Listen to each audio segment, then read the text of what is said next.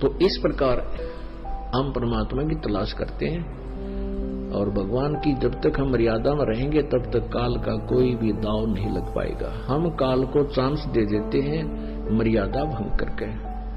मर्यादा भंग करने में कौन कौन से विशेष हैं जो मर्यादा भंग होती है, विशेष नियम कौन कौन से जो आपको लिख कर दिए हुए हैं। उनमें से सबसे बड़ा है अभिमान, अहंकार नहीं आप में होना चाहिए। क्योंकि परमात्मा ने बताया है कि मेरी भक्ति तुम्हारे अंदर तब तक रहेगी जब तक तुम ऐसे रहोगे। कैसे? परमेश्वर ने खुद बोला है, कबीर कुत्ता हूं गुरुदेव का, कुत्ता हूं दरबार का, मोतिया मेरा नाम, और गले प्रेम की रस्सी रसरी जेवड़ी, जहां खेचो वहां जाऊं मैं। यानी अपने परमात्मा गुरुदेव में आपका इतना लगाव बने, इतनी श्रद्धा बने और ऐसा भाव बने जैसा मालिक ने बताया कि ऐसा करो कुत्ता तेरे दरबार का। जैसे आप यहाँ आते हो सत्संग में, यहाँ अभिमान नहीं करना चाहिए। पुण्यात्माओं, ये बातें हम रोज रोज बताते हैं, लेकिन श्रोताओं बदलते रहते हैं। हम फिर रोजाना इन बातों को रिपीट ना कर पाने से तो कुछ एक को ना समझ में आती, तो रह रहकर हम बताते रहते हैं और उसको ध्यान दिया करो इन बातों पर। परमात्मा कहते हैं ऐसे रहो यहाँ पर सच्चे दरबार में, क्योंकि यहाँ रिहर्सल करनी है हमने भगवान के पास जाने की। अब जब परमात्मा आपके सामने होगा, पहले इस दास के रूप में होगा और वहां आपकी परीक्षा होगी। जो जैसा भी यहाँ जिसने रिहर्सल में अपने आप को ढाल दिया है, जैसा जिसने मोल्ड किया है, उसका वैसा ही स्वभाव होगा जब यहाँ से जाओगे।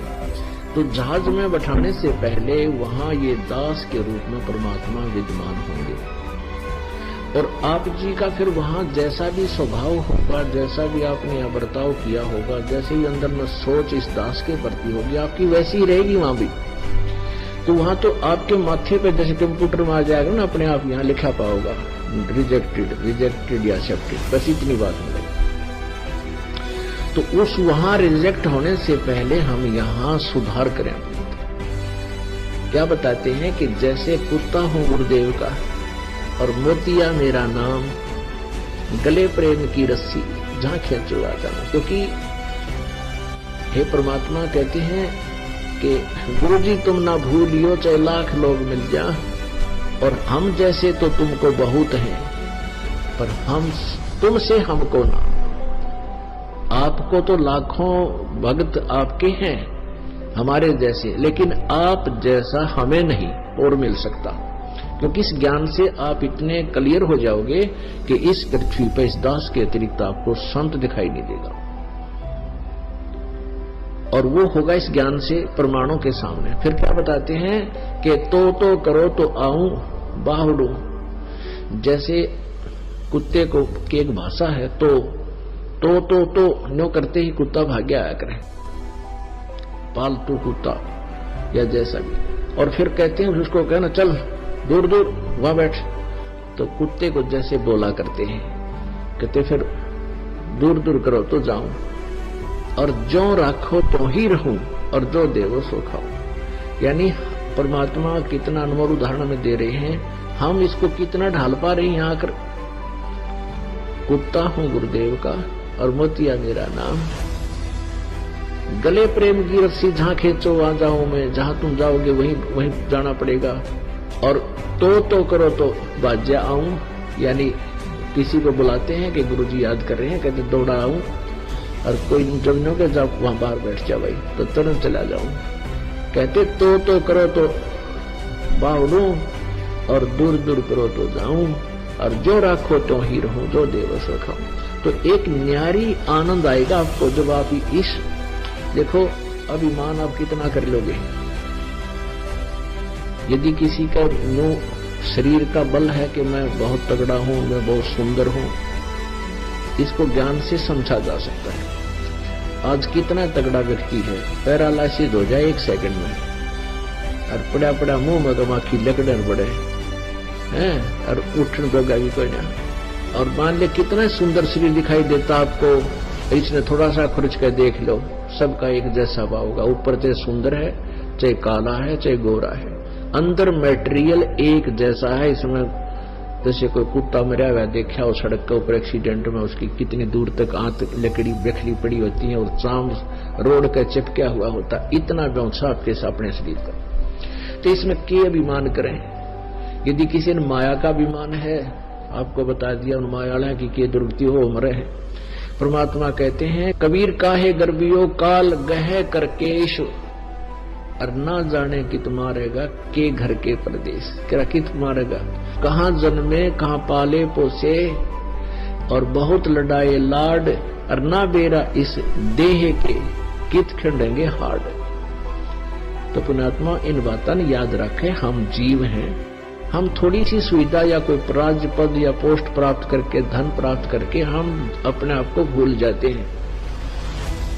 यहाँ से सारी पृथ्वी का राजा है, फिर भी वो जीव है, लेकिन वो भूल जाता है, अभिमान आ जाता है। तो अभिमान जीव का सबसे बड़ा शत्रु है। जैसे रावण ने भक्ति खूब की, और ऐसी भक्ति रावण जैसी कोई कर नहीं सकता। यहाँ से काट के भगवान का निमित्त कर दिए, जैसा किया वैसा दे दिया, लेकिन उसका अहंकार नहीं गया और वो अहंकार उसको लेकर डूब गया। ऐसे ही भक्ति नाशक है ये अभिमान, ये जीव के आसपास भी नहीं होना चाहिए। यदि आपने सफल होना है, बाकी थारी मौज भाई किसी तरह करो, जैसा करोगे वैसा मिल ही जाएगा।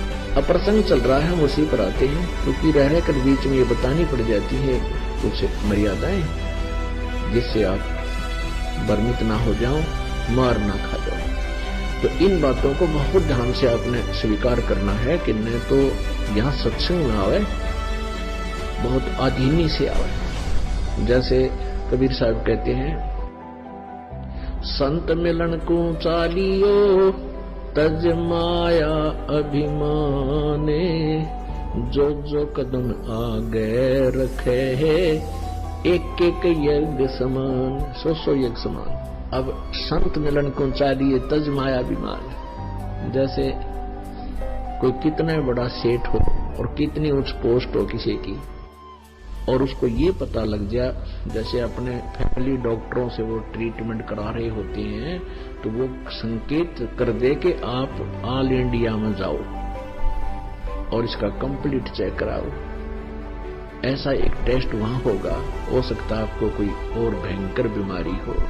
फिर वो व्यक्ति जब मेडिकल की तरफ चलता है, ऑल इंडिया इंस्टीट्यूट की तरफ चलता है, उस समय उसको ना तो अपनी पोस्ट याद रहती, ना वो धन याद रहता जिसके ऊपर फूला फिरे था, उसको अपनी जान दिखाई देती।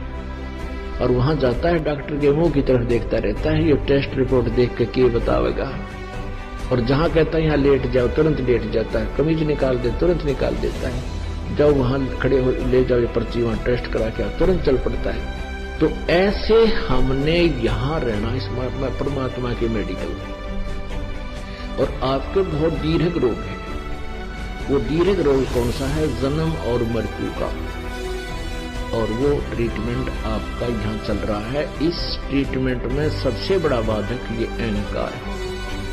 तो परमात्मा कहते हैं कि जैसे तुम इस प्रकार अपने गुरुदेव के पास जाओगे, संत मिलन को चाहिए तजमाया अभिमान, तो उस स्थिति में यहाँ आते हो तो एक कदम का फल आपको एक यज्ञ के तुल मिलता है।